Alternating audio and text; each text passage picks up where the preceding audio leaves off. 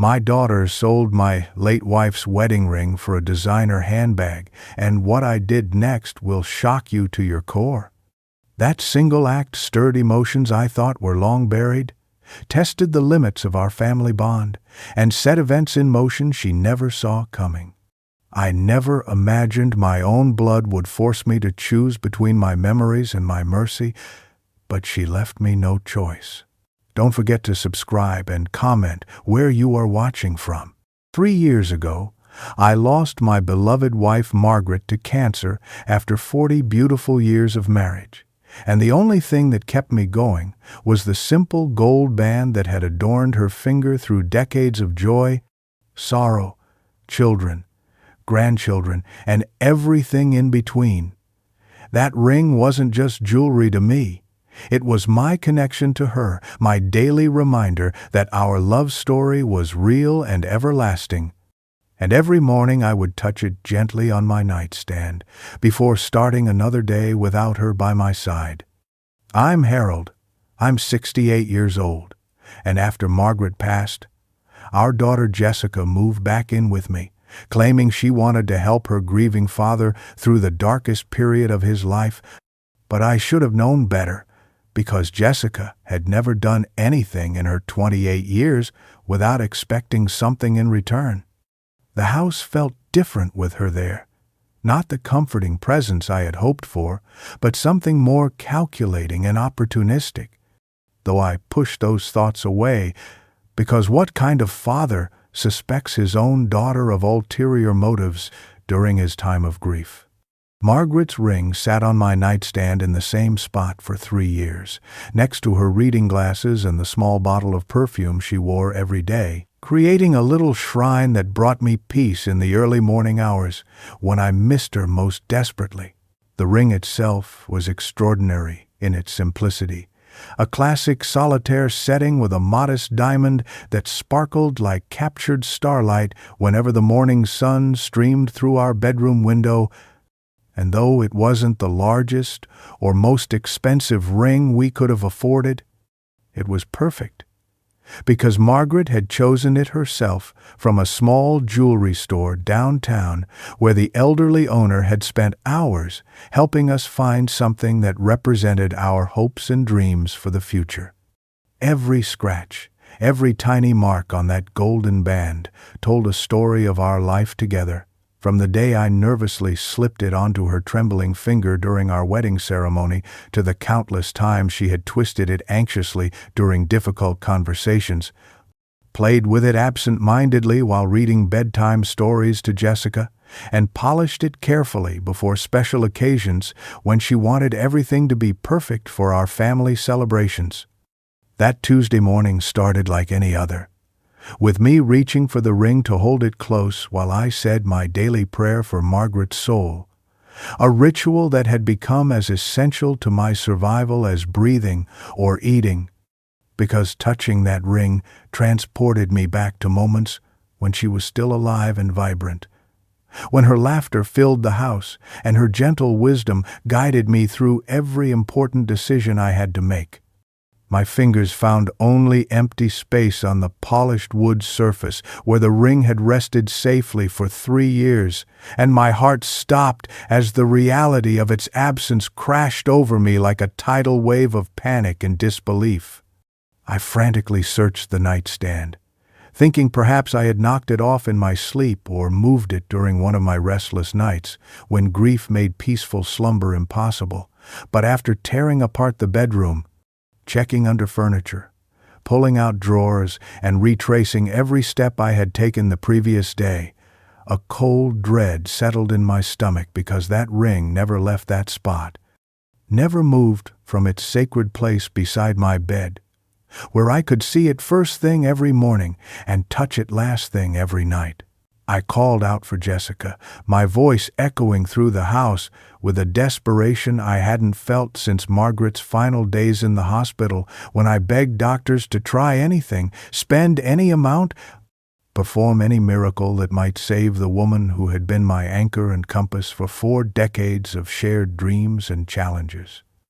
When Jessica didn't answer my increasingly frantic calls, I searched every room methodically, checking every surface, opening every drawer, looking in every possible place where a small gold band might have rolled or been accidentally moved. But deep in my heart, I already knew this wasn't an accident or a misplacement, because the ring had never moved from its designated spot in 3 years of careful preservation. The ring represented everything I had left of Margaret, the physical symbol of a love that had sustained me through 4 decades of marriage, through the birth of our daughter, through financial struggles and professional triumphs, through her mother's death and my father's illness, through every joy and sorrow that life had thrown at us, and the thought of it being lost forever made me feel like I was losing her all over again. The grief washing over me in waves that left me gasping for breath and clutching the edge of the nightstand where it should have been resting safely among the other precious reminders of our life together. Jessica walked through the front door at 3 in the afternoon, and I immediately noticed the enormous designer handbag draped over her shoulder, its distinctive logo gleaming like a beacon of expensive taste that seemed completely out of place, given her usual complaints about being broke and needing money for rent, utilities, car payments, insurance premiums, and all the other basic necessities that she claimed made it impossible for her to save money or build any kind of financial security for her future. The bag looked brand new, the leather pristine and unblemished, the kind of accessory that costs more than most people make in a month, and I felt a sinking sensation in my chest as she practically strutted through the living room, clearly wanting me to notice her latest acquisition while I sat there consumed with worry about my missing wedding ring and the terrible possibilities that were racing through my mind like a runaway train headed toward disaster. "That's a beautiful bag, Jessica," I said carefully, trying to keep my voice steady while my mind raced with terrible possibilities, and she lit up like a Christmas tree, spinning around to show it off from every angle, while explaining how it was from some exclusive boutique downtown where celebrities and wealthy socialites shopped for accessories that cost more than the average person's monthly salary. She went on and on about the craftsmanship, the quality of the leather, the prestige associated with carrying such an expensive brand name, and how all her friends were going to be so jealous when they saw her carrying it around like some kind of trophy that proved her success and sophistication, completely oblivious to the fact that I was staring at her with growing horror as I began to understand where she might have gotten the money for such an extravagant purchase. When I asked where she got the money for such an expensive acquisition, especially since she had been asking me for help with her car payment just last week and had complained bitterly about not being able to afford the lifestyle she felt she deserved, her smile faltered for just a moment before she shrugged with practiced nonchalance and said she had found some cash lying around that nobody was using anyway, a statement that sent ice water through my veins because I absolutely knew what she was about to tell me. "I sold that old ring that was just sitting on your nightstand collecting dust," she said, with the casual indifference of someone discussing the weather rather than the destruction of my most precious possession, and the words hit me like a physical blow that left me struggling to breathe while she continued admiring herself in the hallway mirror, adjusting the handbag straps and posing like she was preparing for a photo shoot, rather than explaining how she had betrayed her father's trust in the most devastating way possible. The ring that had been my grandmother's before it became Margaret's, the ring that had witnessed our wedding vows, our children's births, our struggles and triumphs, our quiet moments of contentment in the evening light, was now reduced to funding for a designer handbag that Jessica would probably grow tired of within 6 months and replace with something newer and more fashionable, treating it like any other disposable consumer good rather than understanding that it represented generations of love and commitment. The casual cruelty of her words made me realize I had been living with a stranger who wore my daughter's face but possessed none of her mother's compassion, empathy, or basic human decency. And I felt like I was seeing Jessica clearly for the first time in her adult life, recognizing that the warning signs had been there for years. But I had been too blinded by paternal love to accept what was right in front of me. "Jessica, that wasn't just any ring," I managed to say, my voice barely above a whisper, as the full magnitude of what she had done crashed over me like a tidal wave of betrayal and disbelief that left me feeling dizzy and nauseous. But she was too busy posing with her new bag to pay attention to the devastation written across my face, or the way my hands were shaking as I tried to process what she had just told me. She glanced over at me with mild irritation, as if my emotional response was an inconvenience to her celebration, and asked what the big deal was since it was just an old piece of jewelry that nobody wore anymore, completely oblivious to the fact that she had just sold my heart, my memories, and my connection to the love of my life for the price of a handbag that would be forgotten long before the pain of this moment faded from my soul. The words came pouring out of me like water through a broken dam as I tried to make Jessica understand what she had done, explaining through tears that the ring she had so carelessly sold was not just some random piece of old jewelry collecting dust in a forgotten corner, but my grandmother's engagement ring from 1952, passed down to me when I proposed to her mother, and worn by Margaret every single day for 40 years until cancer took her from me 3 years ago in a hospital room that still haunted my dreams with its antiseptic smell and the sound of machines that couldn't save the woman who meant everything to me. I told her how my grandmother had saved for months to buy that simple gold band during the Great Depression, working extra shifts at the textile mill and skipping meals so she could afford something beautiful to symbolize her love for my grandfather, how it had survived World War II when my grandfather carried it in his pocket through the battlefields of Europe, protecting it like a sacred talisman that would bring him home to the woman who was waiting for him with unwavering faith and devotion. I explained how it had been blessed by our pastor on the day Margaret and I exchanged vows in the little church where we had both grown up attending Sunday services with our families, how Margaret had worn it through the birth of Jessica and the miscarriages we never talked about, through the lean years when I was building my construction business and we lived on peanut butter sandwiches and hope, through her mother's funeral and my father's stroke, through every milestone and heartbreak that had shaped our life together into something beautiful and meaningful. Every scratch and mark on its surface told the story of a lifetime of love, commitment, and sacrifice that spanned 3 generations of our family. From my grandmother's careful polishing every Sunday before church to Margaret's habit of spinning it around her finger whenever she was nervous or deep in thought, to my own ritual of touching it each morning as I whispered good morning to her memory and asked for strength to face another day without her gentle presence in my life. Jessica stood there looking at me with a mixture of boredom and annoyance, shifting her weight from foot to foot while checking her reflection in the mirror, completely unmoved by the history and significance of what she had sold. And when I finished explaining the ring's importance through choking sobs that left me gasping for breath, she rolled her eyes with the exaggerated patience of someone dealing with a particularly tiresome child and said the words that would haunt me for the rest of my life.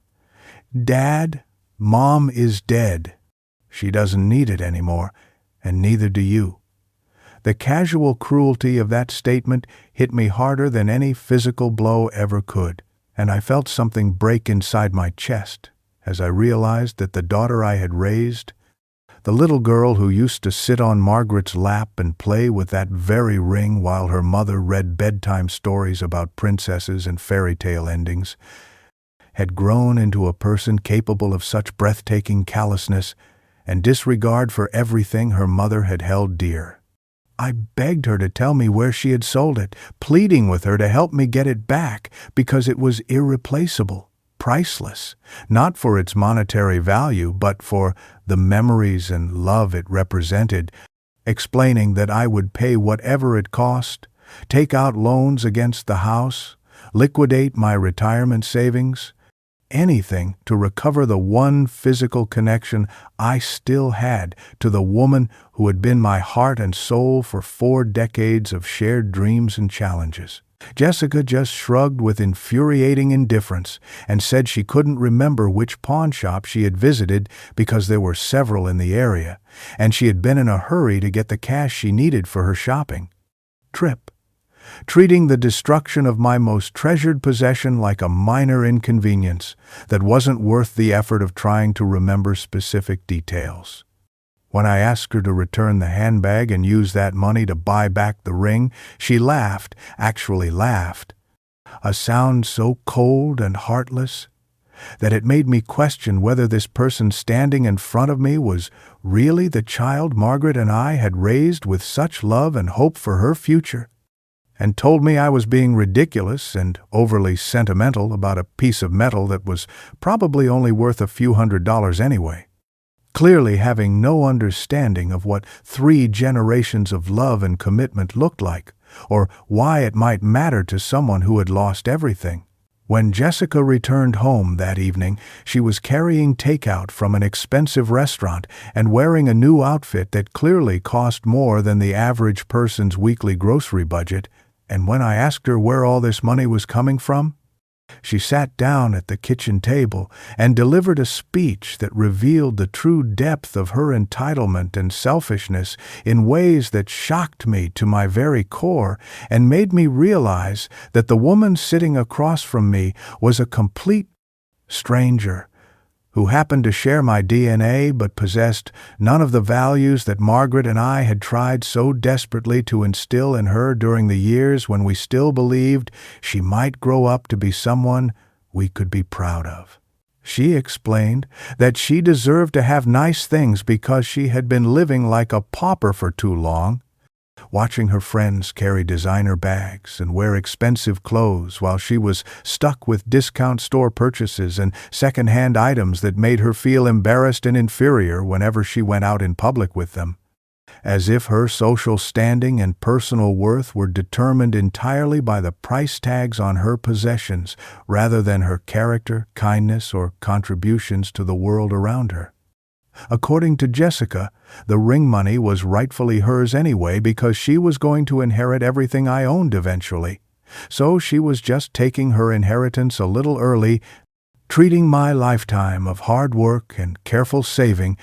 as if it was some kind of trust fund that existed solely for her benefit, rather than the result of decades of sacrifice and discipline that Margaret and I had practiced in order to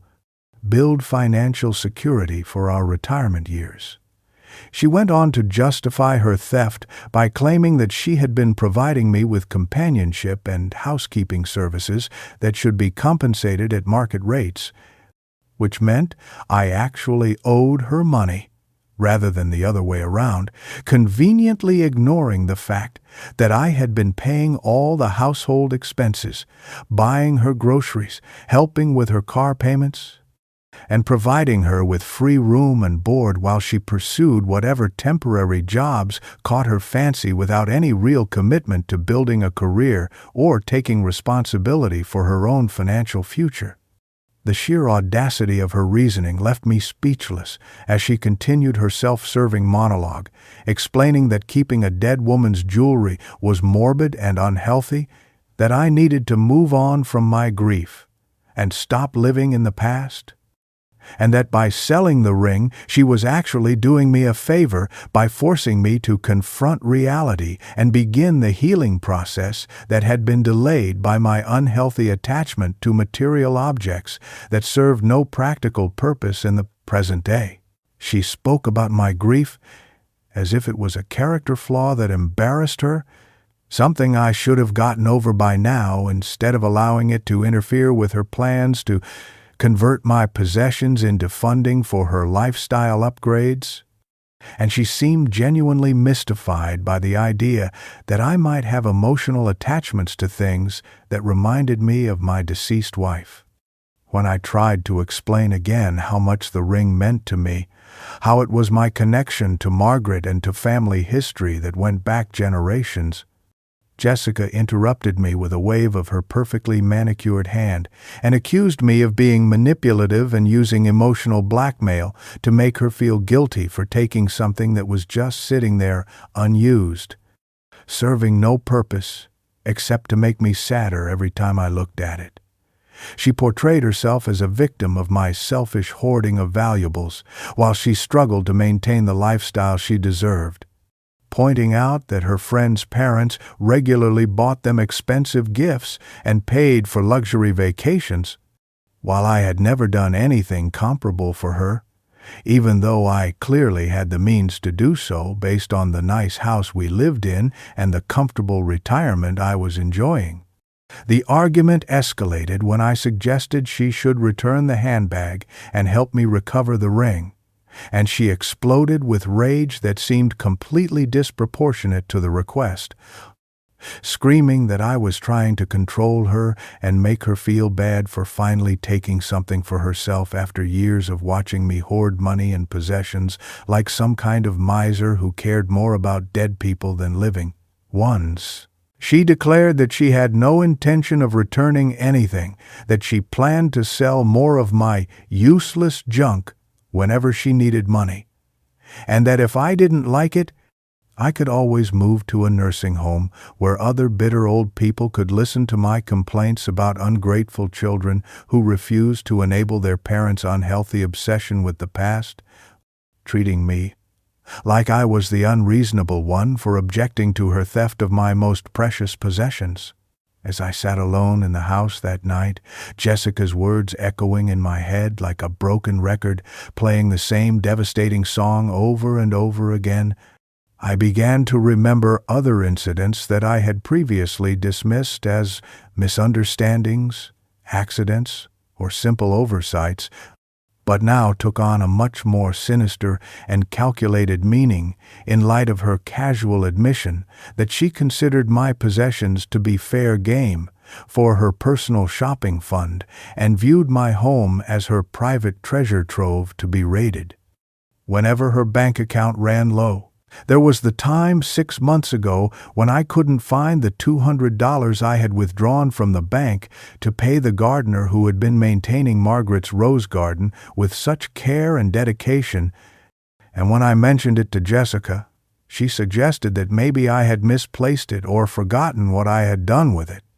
hinting with false concern that my grief might be affecting my memory and making me confused about financial matters that I had been handling competently for decades. I remembered finding my checkbook in her purse 3 weeks later when I was looking for aspirin to ease a headache that had been plaguing me all day, and when I asked her about it, she claimed she had borrowed it to write herself a check for groceries when I wasn't home, but couldn't explain why she hadn't asked permission first, why the amount she had written was significantly more than any reasonable grocery bill would require, or why she had felt entitled to access my bank account without my knowledge or consent. Then there was Margaret's jewelry box, a beautiful mahogany treasure chest that had been a wedding gift from my parents and had been filled with pieces collected over 40 years of marriage, birthdays, anniversaries, and special occasions, but which had mysteriously lost several valuable items over the past year, including her pearl earrings from our 25th anniversary and the diamond bracelet I had given her for her 50th birthday, after landing the biggest construction contract of my career. When I asked Jessica if she knew what had happened to these irreplaceable pieces that held so many precious memories of special moments in my marriage, she suggested that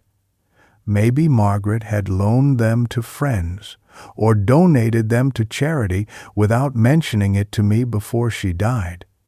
a possibility that I knew was completely absurd because Margaret had been meticulous about her jewelry and would never have given away pieces that held such sentimental value without discussing it with me first. I had accepted these explanations because I couldn't bear to think that my own daughter would steal from me during my time of grief, when I was at my most vulnerable and desperately needed someone I could trust and rely on for emotional support and companionship during the long, empty days and sleepless nights that followed Margaret's death. But now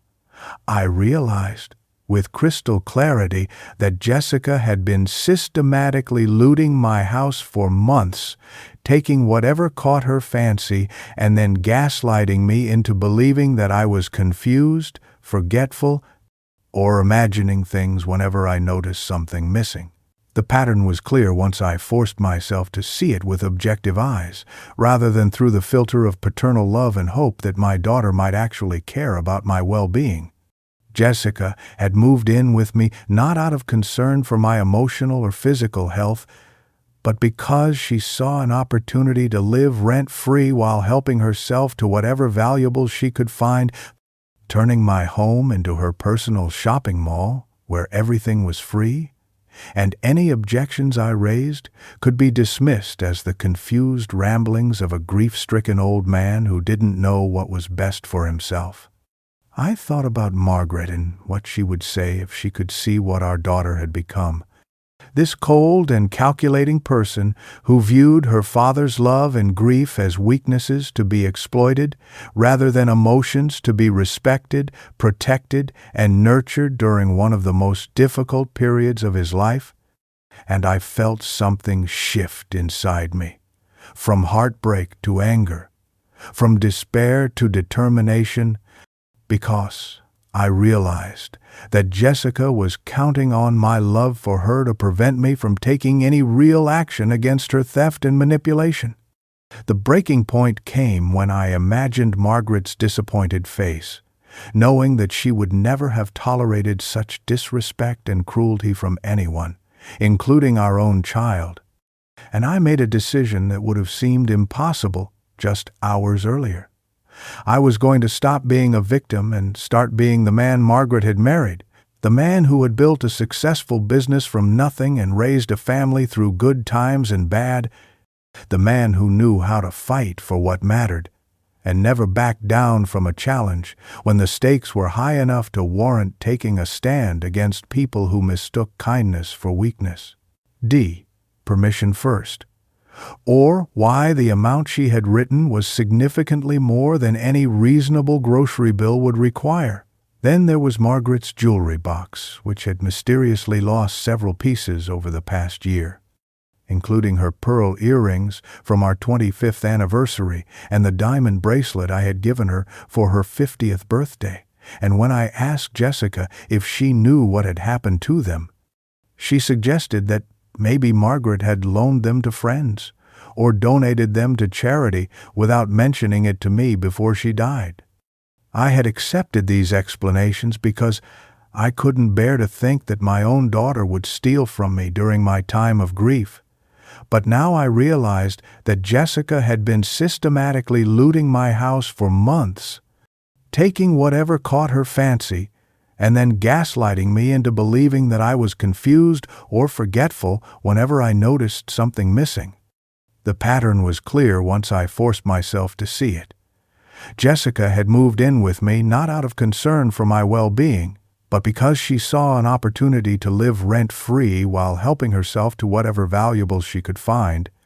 turning my home into her personal shopping mall, where everything was free and any objections I raised could be dismissed as the confused ramblings of a grief-stricken old man who didn't know what was best for himself. I thought about Margaret and what she would say if she could see what our daughter had become, this cold and calculating person who viewed her father's love and grief as weaknesses to be exploited rather than emotions to be respected and protected, and I felt something shift inside me from heartbreak to anger, from despair to determination, because I realized that Jessica was counting on my love for her to prevent me from taking any real action against her theft and manipulation. The breaking point came when I imagined Margaret's disappointed face, knowing that she would never have tolerated such disrespect and cruelty from anyone, including our own child. And I made a decision that would have seemed impossible just hours earlier. I was going to stop being a victim and start being the man Margaret had married, the man who had built a successful business from nothing and raised a family through good times and bad,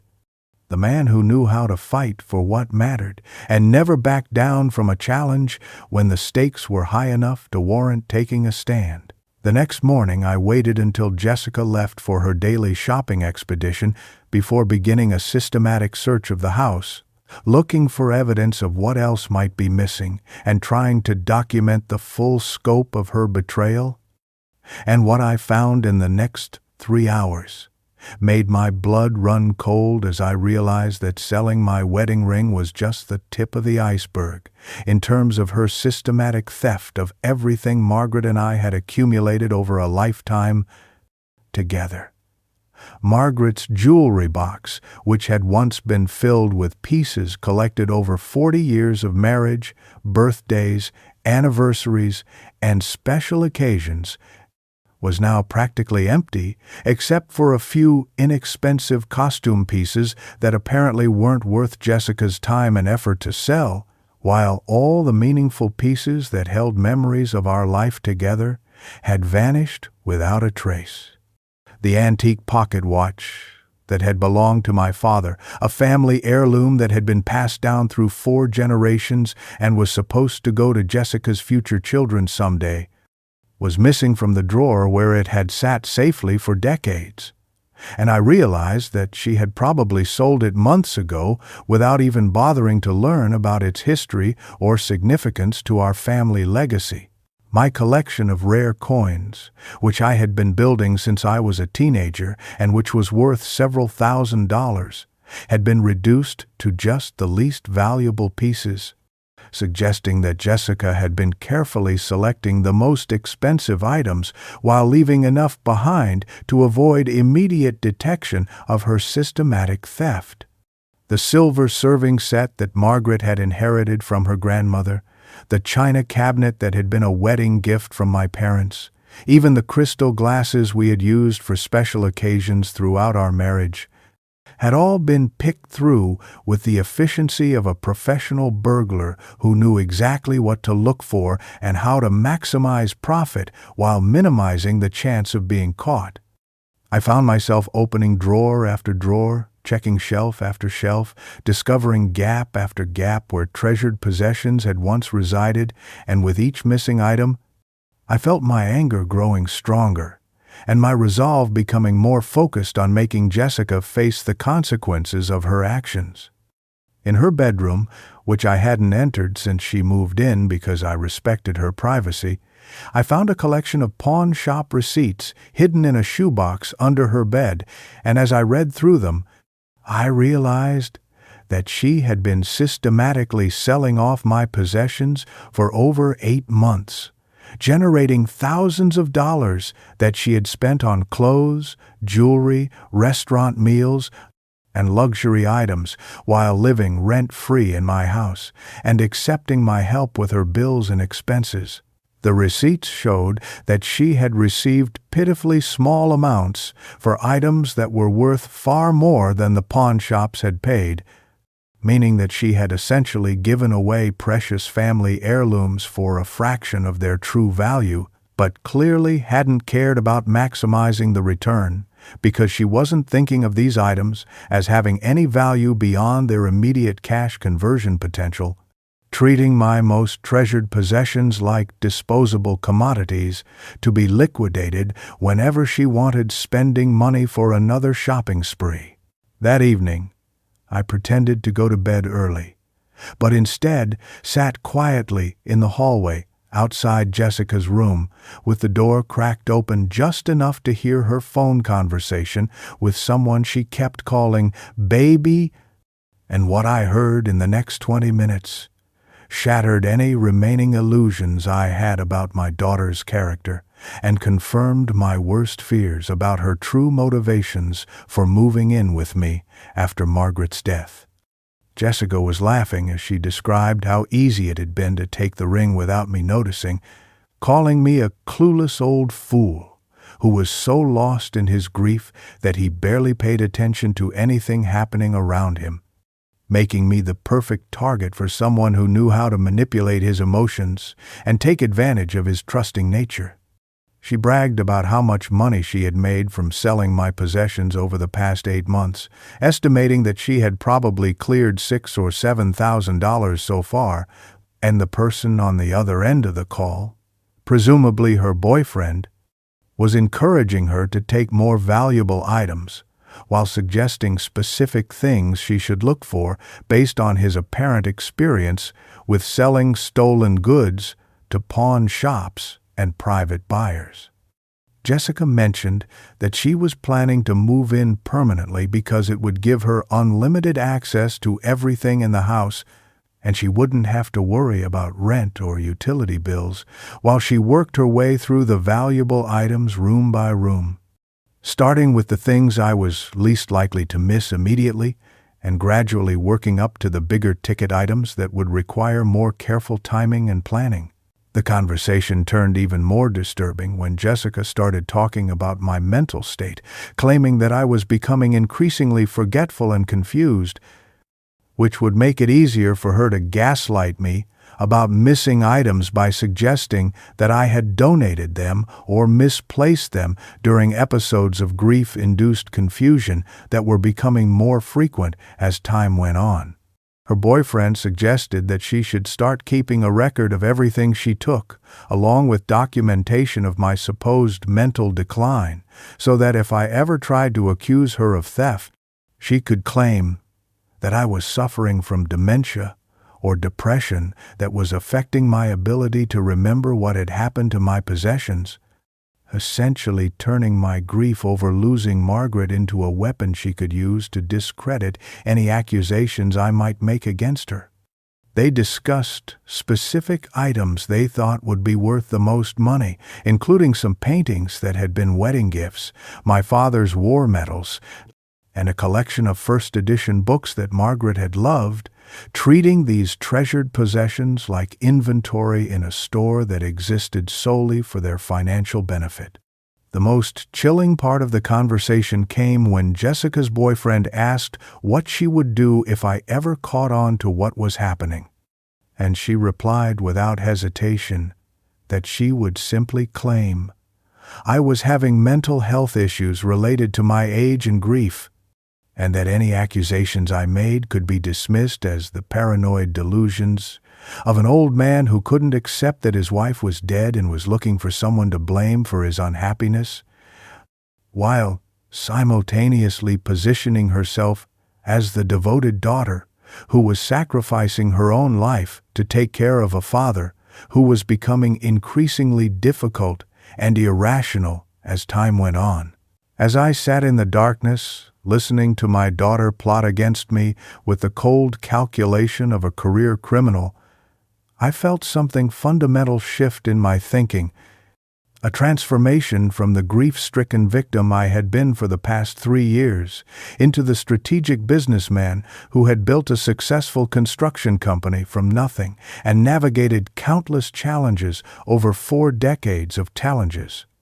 Entrepreneurship. Jessica had made a critical error in underestimating me, seeing only a broken-down old man consumed by grief, but failing to recognize that underneath that sorrow was a mind that had outmaneuvered competitors, negotiated complex deals, and solved problems that would have defeated lesser men. And now all of that experience and determination was going to be focused on making her face the consequences of her theft and betrayal. I realized that everything Jessica had told me about wanting to help her grieving father was a carefully constructed lie, designed to gain access to my house and possessions, and that she had been studying me like a predator studies prey, learning my routines and vulnerabilities so she could exploit them more effectively while maintaining the facade of being a caring daughter who was making sacrifices for my well-being. But Jessica had overlooked one crucial fact about my character. I had not survived 40 years in the construction business by being naive or trusting when people tried to take advantage of me. And while grief had temporarily clouded my judgment, it had not erased the instincts and skills that had made me successful in a highly competitive industry where weakness was quickly exploited and only the strong survived. The next morning, I began making phone calls to people I had worked with over the years, starting with my attorney who had handled my business contracts and personal legal matters for the past 20 years, and as I explained the situation to him, I could hear the anger in his voice as he outlined the various laws that Jessica had broken and the serious criminal charges she could face if we decided to pursue the matter through the legal system. My lawyer explained that because Jessica was living in my house with my permission, her theft of my possessions constituted burglary rather than simple theft, which was a felony carrying much more serious penalties, and that her systematic approach to stealing from me over an extended period could be prosecuted as racketeering, which would add even more years to any potential prison sentence she might receive. He recommended that I hire a private investigator to document Jessica's activities and build a comprehensive case against her, while also suggesting that I install security cameras throughout the house to catch her in the act of stealing, creating undeniable evidence that would be impossible for her to explain away or blame on my supposed mental confusion.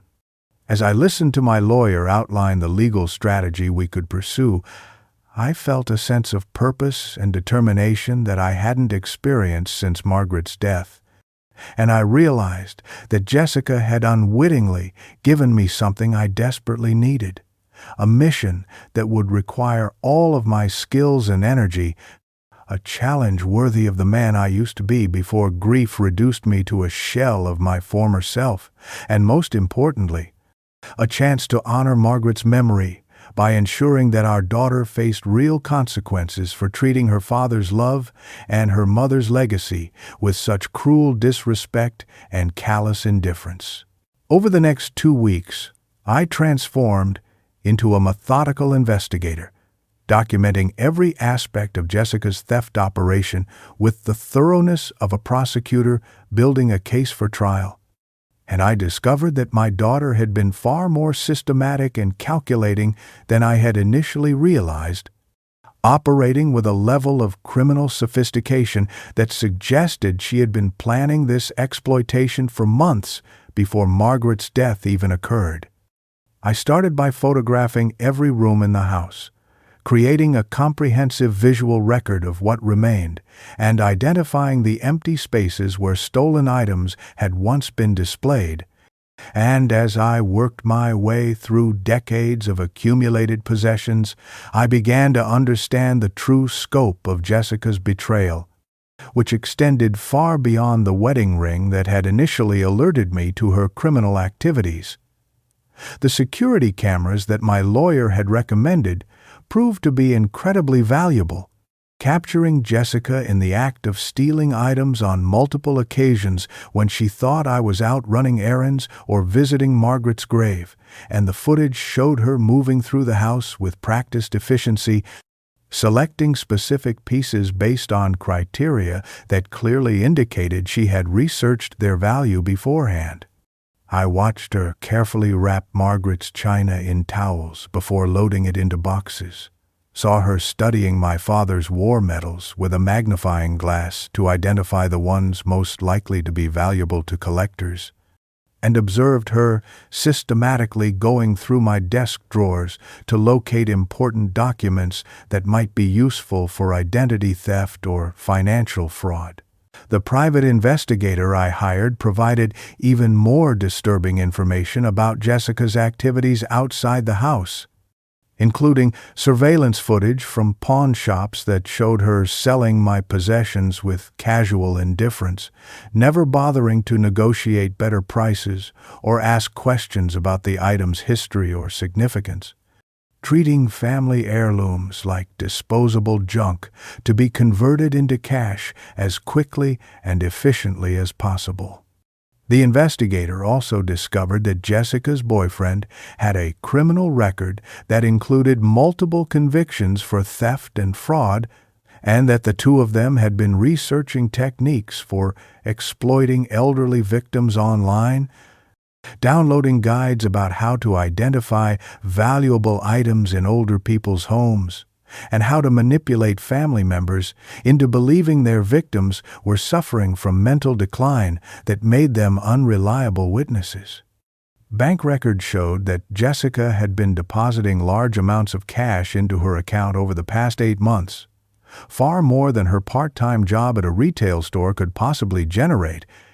and the timing of these deposits correlated perfectly with the dates on the pawn shop receipts I had found hidden in her room, creating a clear paper trail that would be impossible for her to explain away as anything other than the proceeds from selling stolen property. I also discovered that Jessica had been using my personal information to apply for credit cards and loans, apparently planning to max them out before disappearing, leaving me responsible for debts that would have destroyed my financial security and potentially forced me to sell the house that Margaret and I had worked so hard to pay off over the decades, turning me into a homeless pauper in my old age while she enjoyed the proceeds from a lifetime of theft and fraud. When I met with my attorney to review all the evidence I had gathered, his expression grew increasingly grim as we went through the photographs, security camera footage, financial records, and private investigator reports that documented the full extent of Jessica's criminal activities, and by the time we finished our review, he was shaking his head in amazement at the audacity and scope of my daughter's betrayal of my trust and violation of my home. He explained that Jessica had committed multiple felonies, including burglary, grand theft, identity theft, elder abuse, and potentially racketeering, depending on how the prosecutor decided to structure the charges, and that her systematic approach to stealing from me over an extended period while living in my house would likely result in a prison sentence of several years rather than the probation or community service that might be offered to first-time offenders who committed less serious crimes. The identity theft charges were particularly serious, my lawyer explained, because Jessica had used my personal information to apply for financial products without my knowledge or consent, which constituted fraud against both me and the lending institutions she had attempted to deceive, and these federal crimes carried mandatory minimum sentences that would add significant time to any state charges she might face for the theft of my possessions.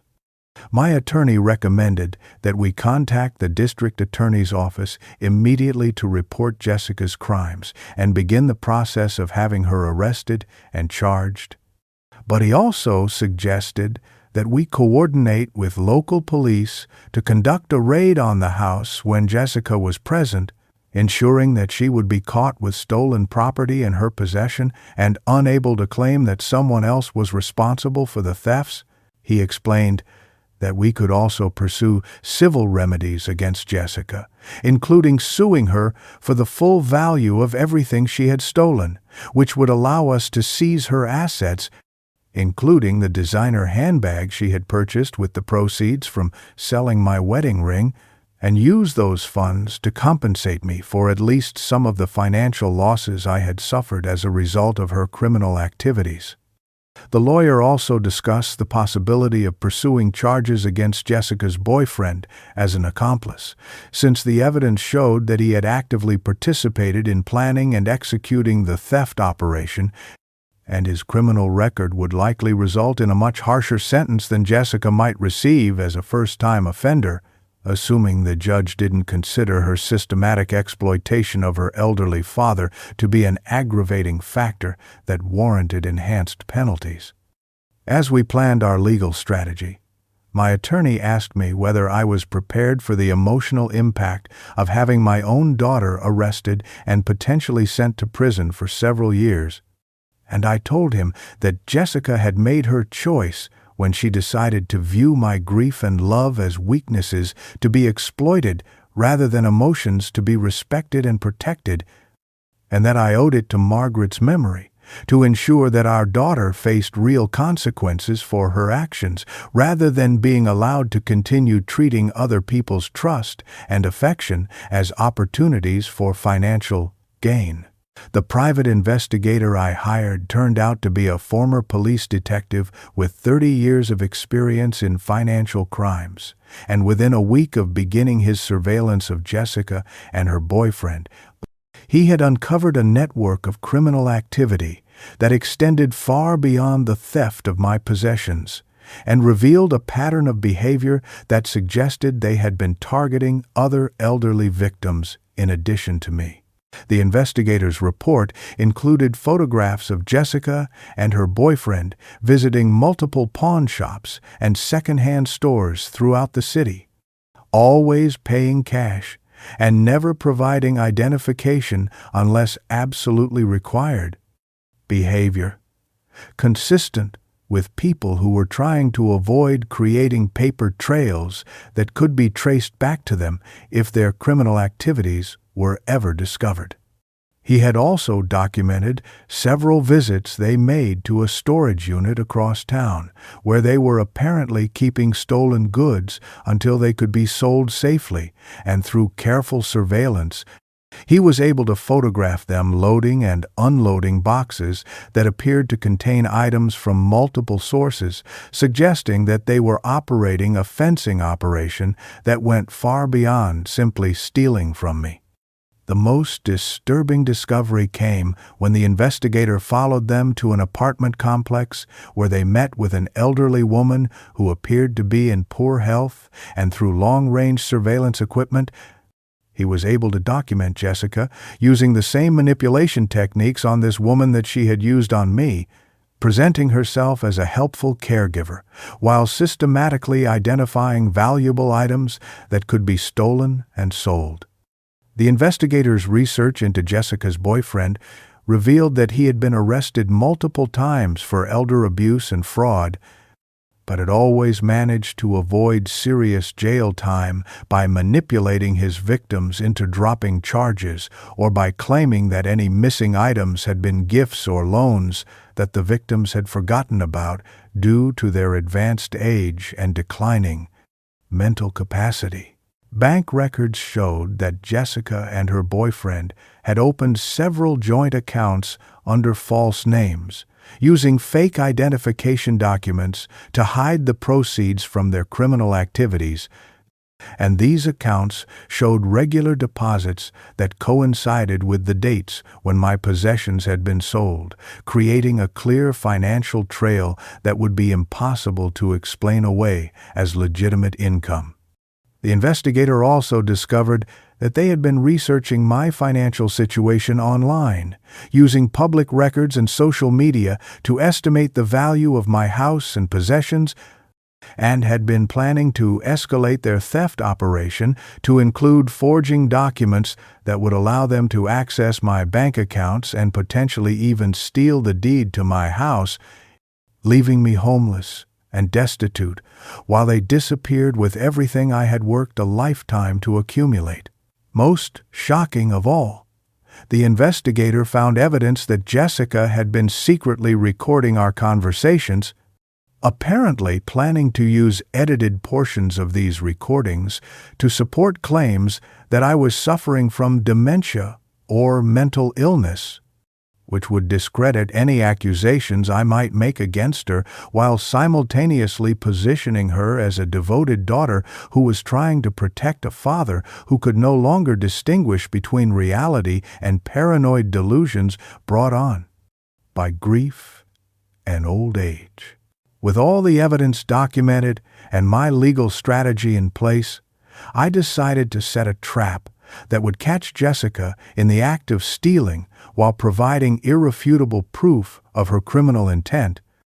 So I carefully selected a valuable family watch that had belonged to my grandfather and placed it in a prominent location where she would be sure to notice it during one of her regular searches for items to steal. The watch was actually a clever decoy that my private investigator had equipped with a hidden GPS tracking device, allowing us to monitor its location in real time and document exactly where Jessica took it and to whom she sold it, creating a complete chain of custody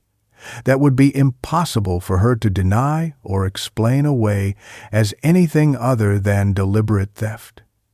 I made sure to mention the watch casually during dinner conversation, explaining that I had found it while cleaning out old boxes and reminiscing about how my grandfather had carried it every day during his 40 years as a railroad conductor, adding just enough emotional significance to make it an irresistible target for Jessica's next theft, while providing clear evidence that she knew the item was important to me when she decided to steal it. The bait worked perfectly, and within 2 days of placing the watch where Jessica could find it, the GPS tracking device showed that it had been moved from my house to a pawn shop downtown, then to a collector's store specializing in antique timepieces, creating a complete digital trail that documented Jessica's theft and sale of my property with precision that would be impossible to dispute in court. While Jessica thought she was being clever by waiting until I was out of the house to steal the watch, she had no idea that security cameras were recording her every move, capturing clear footage of her searching through my belongings, selecting the watch specifically because of its obvious value,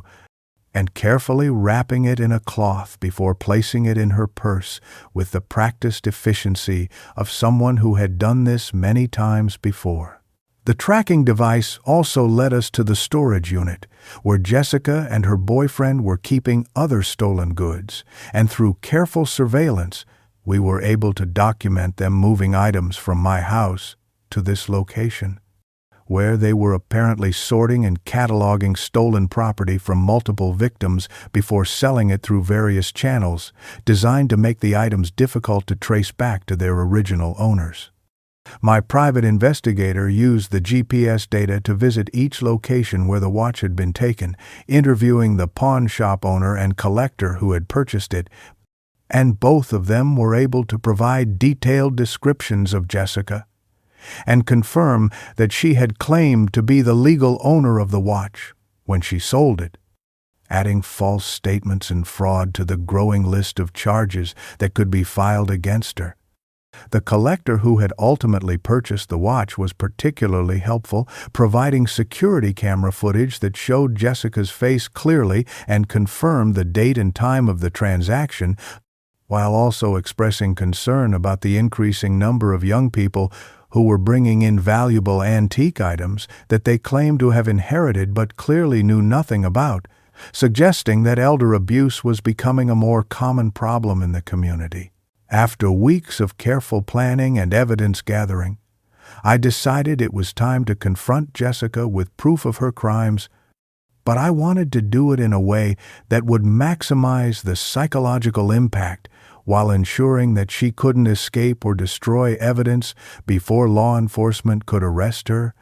So, I arranged what I told her would be a special family dinner to discuss some important decisions I had made about my estate planning and her future security. I invited Jessica and her boyfriend to join me for what I described as a celebration dinner, explaining that I had been thinking about my mortality and wanted to make sure that the people I cared about were provided for after I was gone,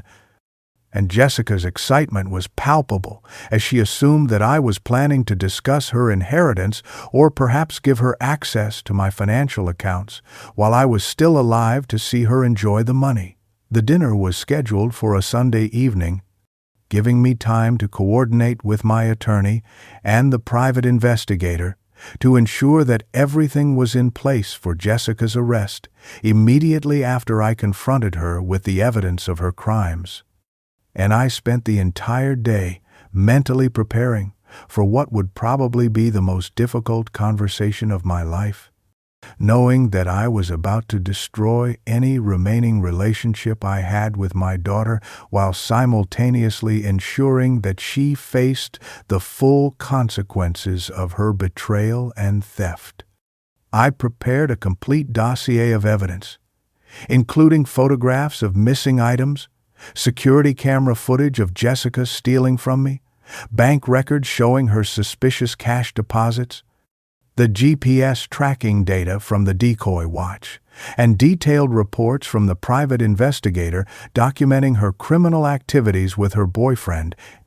all organized in a way that would make it impossible for her to deny or minimize what she had done to me over the past 8 months. The dining room table was set with Margaret's finest china, the pieces that Jessica hadn't yet stolen, and I placed the evidence folders at each place, setting like dinner programs at a wedding, knowing that Jessica would initially think they were some kind of financial documents related to her inheritance rather than a comprehensive record of her crimes against her own father. I had also arranged for police officers to be waiting nearby, ready to move in and arrest both Jessica and her boyfriend as soon as I gave the signal, ensuring that neither of them would have the opportunity to flee or destroy evidence once they realized that their criminal activities had been discovered and documented. As I waited for them to arrive, I thought about Margaret and what she would think of the situation, knowing that she would be heartbroken to see what our daughter had become, but would also support my decision to hold Jessica accountable for her actions, rather than enabling her criminal behavior by continuing to be a victim of her manipulation and theft. When Jessica and her boyfriend finally arrived, she was wearing another expensive outfit that had clearly been purchased with money from selling my possessions, and she greeted me with false enthusiasm and affection, playing the role of the devoted daughter while her boyfriend lurked in the background with the nervous energy of someone who sensed that something wasn't quite right about the evening's arrangements. As we sat down to dinner, Jessica chatted excitedly about her plans for the future, assuming that I was going to announce some generous financial arrangement that would solve all her money problems and allow her to continue living the luxury lifestyle she had been financing through the systematic theft of my most treasured possessions, and I let her talk for several minutes before quietly suggesting that she open the folder that had been placed beside her dinner plate. The transformation in Jessica's expression as she realized what she was looking at was immediate and dramatic, her face draining of color as she flipped through photographs of herself stealing items from my house, bank records showing her suspicious cash deposits, and detailed reports documenting every aspect of her criminal activities over the past 8 months. While her boyfriend frantically grabbed his own folder and began cursing under his breath as he realized that their entire operation had been exposed and documented with professional thoroughness. "Dad, what is this?" Jessica asked in a voice that had suddenly become very small and frightened, but I could see in her eyes that she knew exactly what it was and understood that her months of criminal activity had finally caught up with her, leaving her with no escape route and no plausible explanation that could account for the overwhelming evidence of her systematic betrayal of my trust and theft of my property. I explained calmly that I had discovered her theft of my wedding ring was just the beginning of a much larger criminal operation, and that I had been gathering evidence for weeks while she continued to steal from me. Believing that her grief-stricken father was too confused and trusting to realize what was happening to his most precious possessions, including items that had been in our family for generations and could never be replaced. The security camera footage was particularly damning, showing Jessica moving through the house with practiced efficiency, selecting valuable items based on criteria that clearly indicated she had researched their worth beforehand, and wrapping them carefully before placing them in boxes that she carried out to her car when she thought I was safely out of the house. Jessica's boyfriend tried to interrupt, claiming that they had only taken things I didn't need anymore and that we could work out some kind of arrangement to pay me back,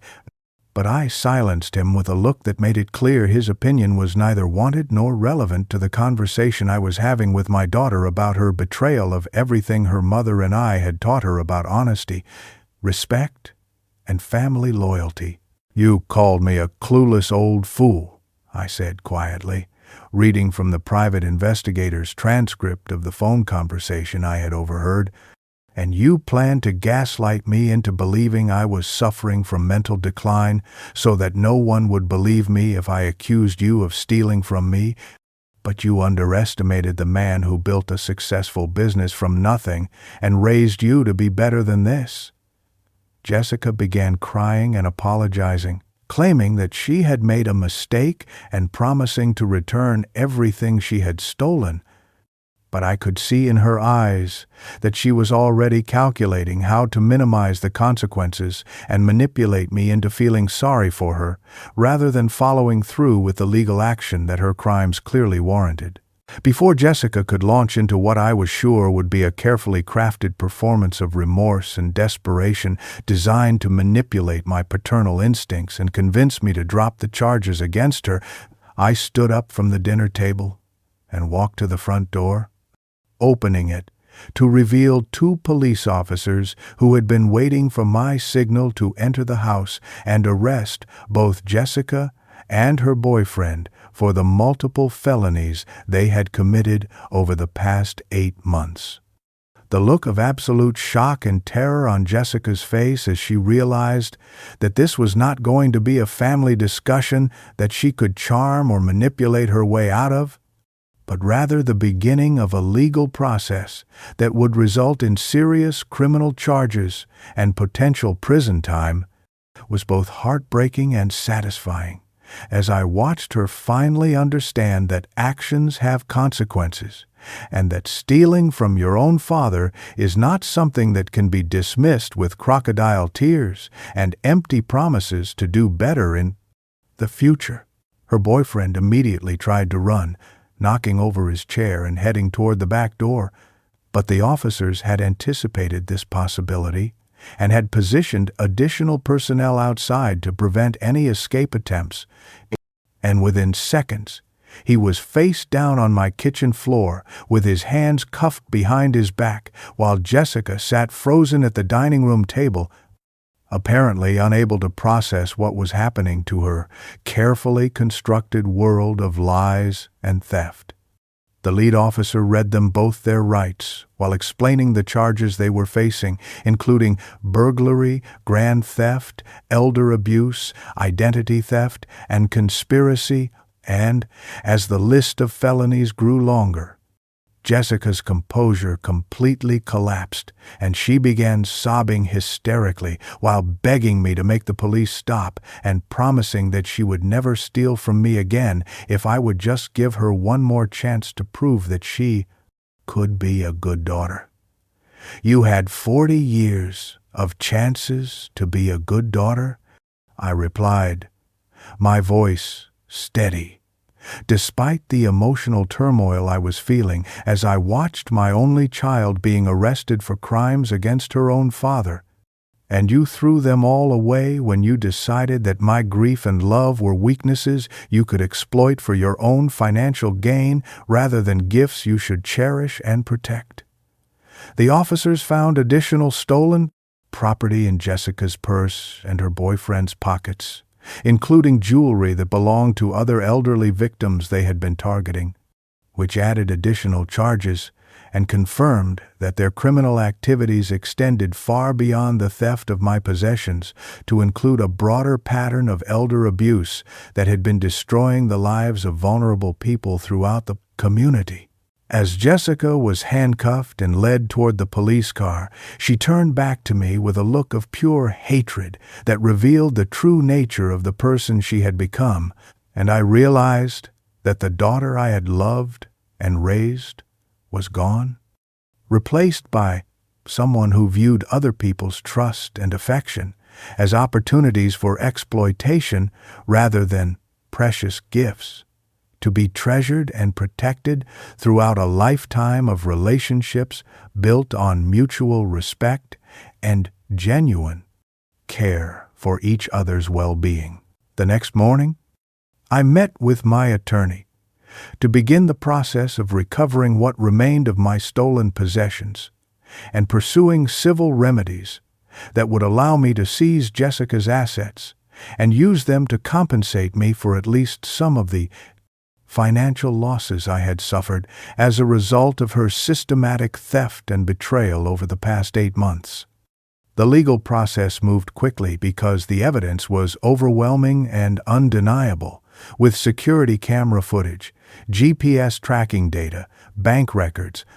and witness testimony, creating an airtight case that even the most skilled defense attorney would be unable to challenge successfully. And within days, we had obtained court orders freezing Jessica's bank accounts and seizing her possessions, including the designer handbag she had purchased with money from selling my wedding ring. The civil asset forfeiture process allowed us to recover not just the handbag, but also expensive clothes, jewelry, and electronic devices that Jessica had purchased with proceeds from selling my family heirlooms. And while these items could never replace the sentimental value of what she had stolen from me, their monetary value provided some compensation for the financial damage she had inflicted through her criminal activities. My attorney also discovered that Jessica had been using my personal information to apply for credit cards and loans, accumulating thousands of dollars in debt that she had apparently planned to leave me responsible for, when she eventually disappeared with everything she could steal from my house. But fortunately, we caught her before she could max out these accounts and destroy my financial security, in addition to breaking my heart. The private investigator's work proved invaluable in tracking down some of my stolen possessions, and we were able to recover several items from pawn shops and collectors who had purchased them innocently, not knowing they were buying stolen goods from someone who was systematically robbing her own father while pretending to be a devoted caregiver who was making sacrifices to help him through his grief. The storage unit that Jessica and her boyfriend had been using to hide stolen goods yielded additional evidence of their crimes, including items that belonged to other elderly victims, and the contents of this unit helped police build cases against them for a much broader pattern of criminal activity that had been devastating families throughout the region for months before I discovered what was happening to my own possessions. While the financial recovery process was partially successful, I had to accept that many of my most treasured possessions were gone forever, sold to people who had no way of knowing their true significance, and scattered to locations where they would never be found, representing not just financial losses, but the destruction of family history and memories that had been accumulated over generations and could never be replaced at any price. The most heartbreaking aspect of the financial reckoning was calculating the total value of what Jessica had stolen, which came to over $15,000 in cash and possessions, money that represented a lifetime of careful saving and investment that had been casually converted into designer handbags, expensive restaurants, and luxury items that she had consumed without any thought of the sacrifice and hard work that had gone into accumulating the wealth she was so carelessly destroying for temporary pleasure and status symbols that would be forgotten long before the pain of her betrayal faded from my memory. During Jessica's court hearing, I had the opportunity to deliver a victim impact statement that would help the judge understand the full scope of the emotional and financial damage that her crimes had inflicted on me, and I used this platform to reveal the final element of my response to her betrayal, an announcement that I knew would shock Jessica even more than her arrest and conviction for stealing from her own father. I explained to the court that Jessica had justified her theft by claiming that she was simply taking her inheritance early, operating under the assumption that everything I owned would eventually belong to her anyway.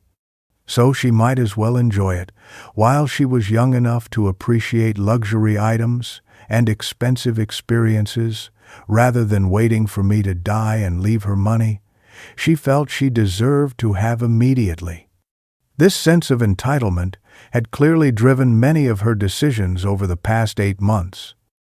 As she systematically converted my possessions into cash for her personal use, while convincing herself that she was not really stealing, but merely accessing funds that were rightfully hers by virtue of being my only child and presumed heir to everything Margaret and I had accumulated over a lifetime of hard work and careful financial planning. But Jessica had made a fundamental error in her calculations about her future financial security, because she had assumed that her crimes against me would go undetected and unpunished, allowing her to continue living in my house rent-free while gradually stealing everything of value and then inheriting whatever remained when I eventually passed away,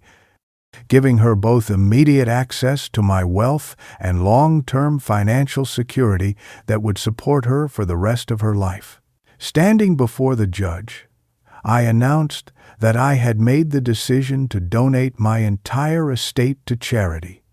specifically to organizations that support elderly victims of abuse and help families recover from the kind of systematic exploitation that Jessica had inflicted on me,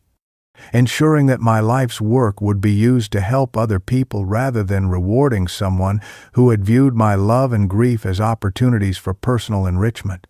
The look of absolute horror on Jessica's face as she realized that her months of criminal activity had not only resulted in felony convictions and prison time,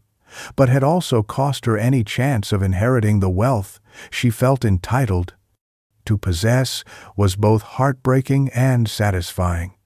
as I watched her finally understand that actions have long-term consequences that extend far beyond immediate legal penalties. I explained that the decision to disinherit Jessica was not made in anger or spite, but rather as a logical response to her demonstrated character and values,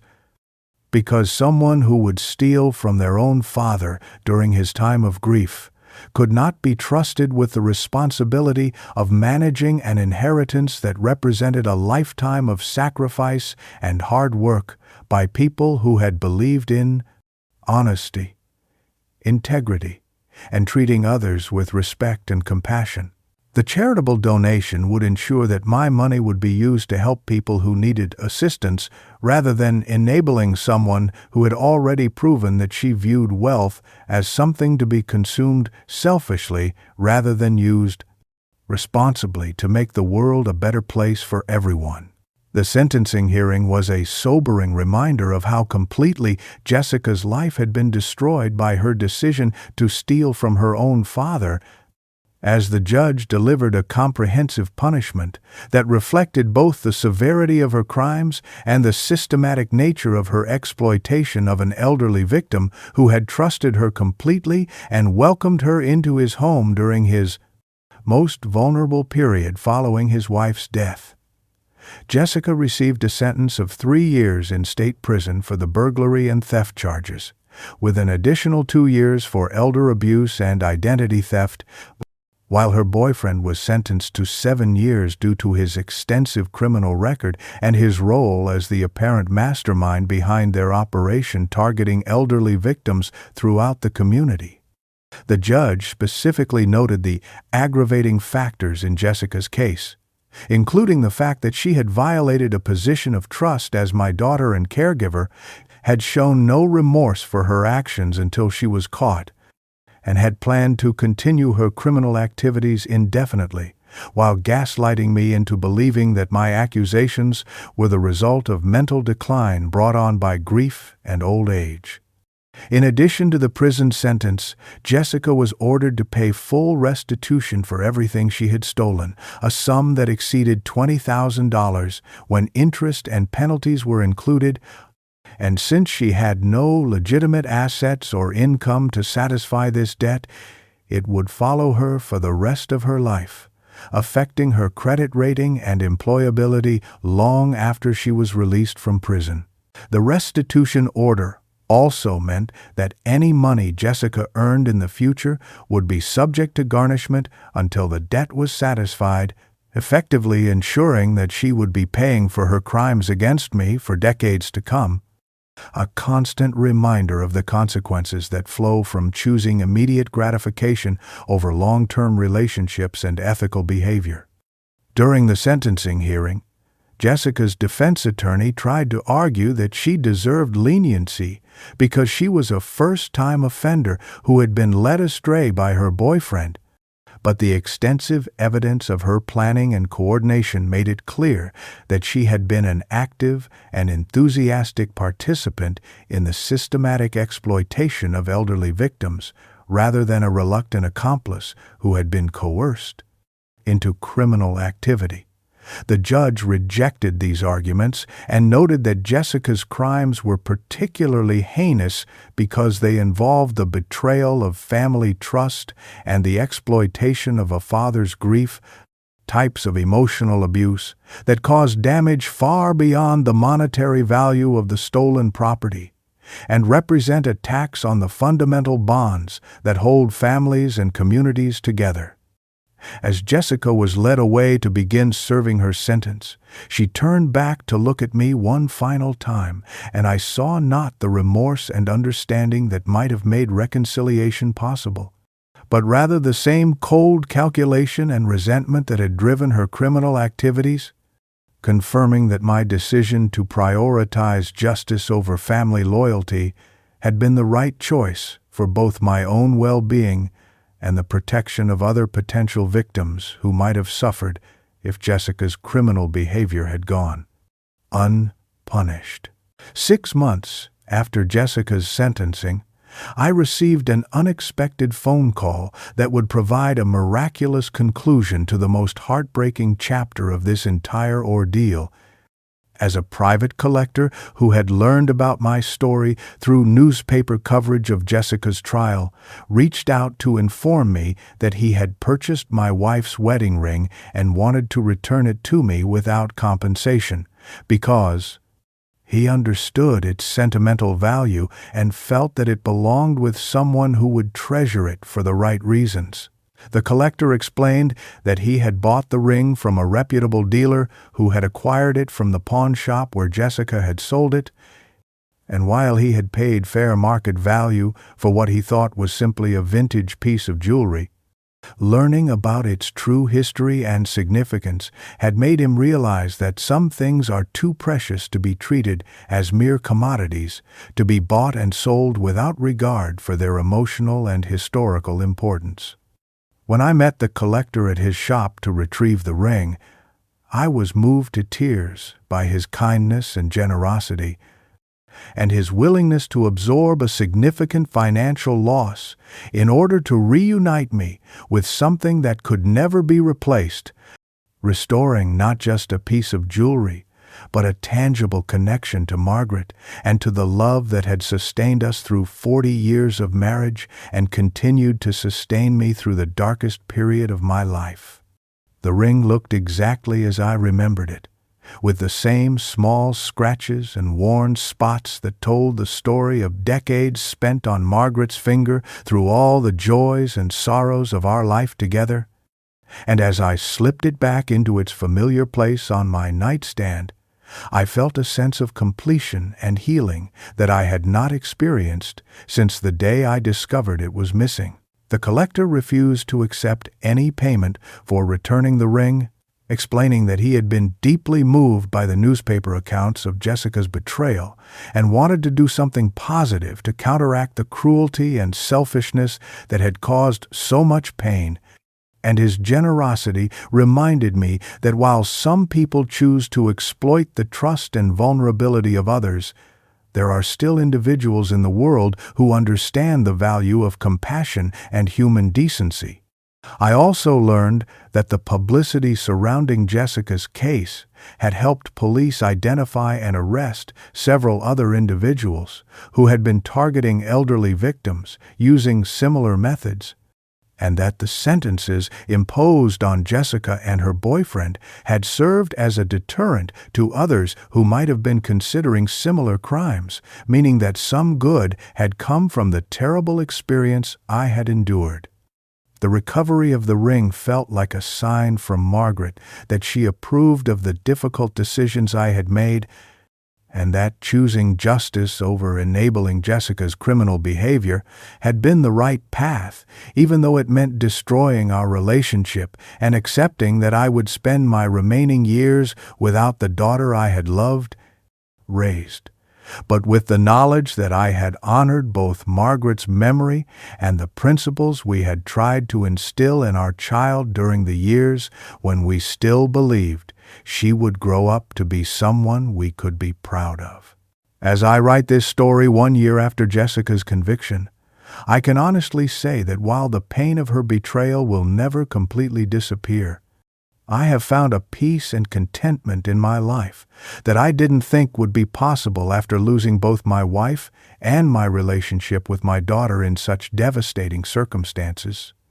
And I have learned that family is not just about blood relationships, but about the people who choose to treat you with love, respect, and genuine care for your well-being. The house that once felt empty and haunted by memories of theft and deception has been transformed into a warm and welcoming place where I am surrounded by friends and neighbors who appreciate my company and value our relationships enough to earn and maintain my trust through their consistent kindness and reliability over time. I have established a memorial fund in Margaret's name that provides assistance to elderly victims of family financial abuse,